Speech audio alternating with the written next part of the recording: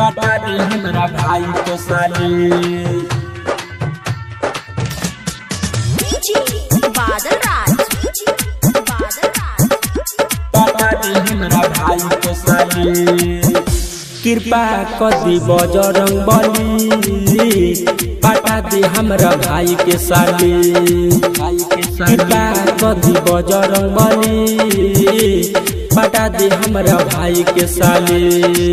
उनके पीछे भइल बानी पागल, टेंशन से देह हमर गइल गली। कृपा कदी बजरंग बली, पटा दे हमरा भाई के साली। कृपा कदी बजरंग बली, पटा दे हमरा भाई के साली।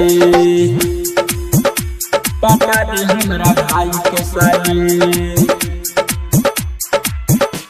कृपा कदी बजरंग बली, पटा दे हमरा भाई के साली। रोज के हम खूब लड्डू खियाइब, पट जहे तया राधना कराइब।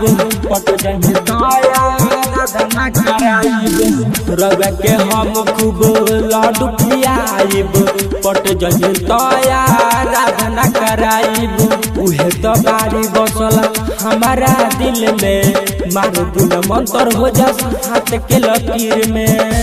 कृपा कदी बजरंग बली, पटा दे हमरा भाई के साली।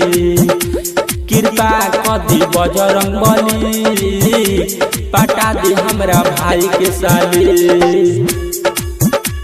पटा दे हमरा भाई के साली। कृपा कदी बजरंग बली, पटा दे हमरा भाई के साली। राजा राजधानी हवे रउए पुजारी, आइल बस समस्या जौन रउए संहारी।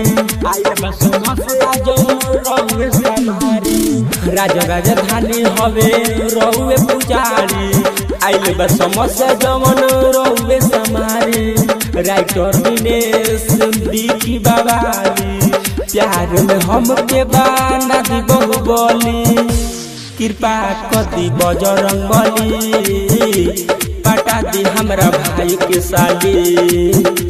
कृपा कदी बजरंग बली, पटा दे हमरा भाई के साली।